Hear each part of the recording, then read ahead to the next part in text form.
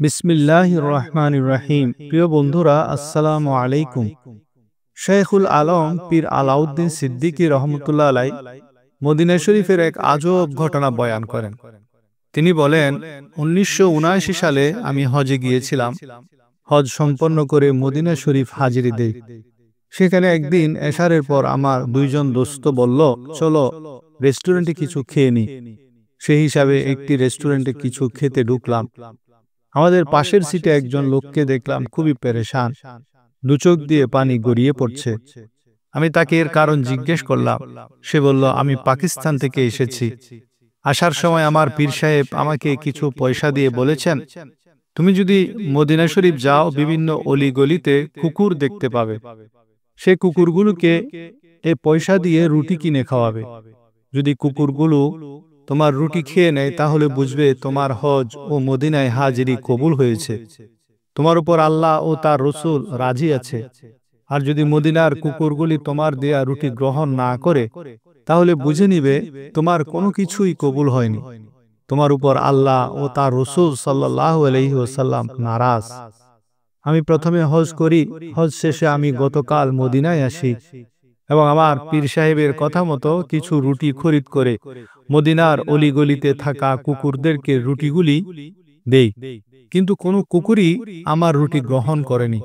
ফলে আমি বুঝে গিয়েছি আমার এখানে আসাটা বৃথা হয়ে গেছে। আমার উপর আমার আকা নারাজ হয়েছেন। পীর আলাউদ্দিন বলেন, এই কথা শুনে আমি সেই ডাক্তার সাহেবকে সান্ত্বনা দিয়ে বললাম, আপনি ভয় পাবেন না, বরং আপনি রুমে গিয়ে গোসল করবেন, পরিষ্কার কাপড় চোপড় পরিধান করবেন, তারপর মসজিদে নববীতে গিয়ে 2 রাকাত নফল নামাজ পড়ে আমার নবীর রওজার সামনে গিয়ে সালাত ও সালাম দিয়ে দোয়া করবেন, নিজের গুনাহ মাফ চাইবেন আর বলবেন, ইয়া রাসূলুল্লাহ, আপনি যদি আমার উপর রাজি হন, তাহলে মদিনার কুকুরগুলো যেন আমার দেয়া রুটি গ্রহণ করে। এরপর আবার এসে নতুন রুটি কিনে সেই রুটিগুলি কুকুরদেরকে দিবেন। যদি কাজ হয়, তাহলে আমাকে এসে আপনার রেজাল্ট জানাবেন। ডাক্তার সাহেব আমার কথা মতো কাজ করলেন এবং দেখতে পেলেন এখন মদিনার সবগুলি কুকুরই তার দেয়া রুটি গ্রহণ করেছে। ফলে সে খুশি হয়ে এসে আমার শুকরিয়া আদায় করল।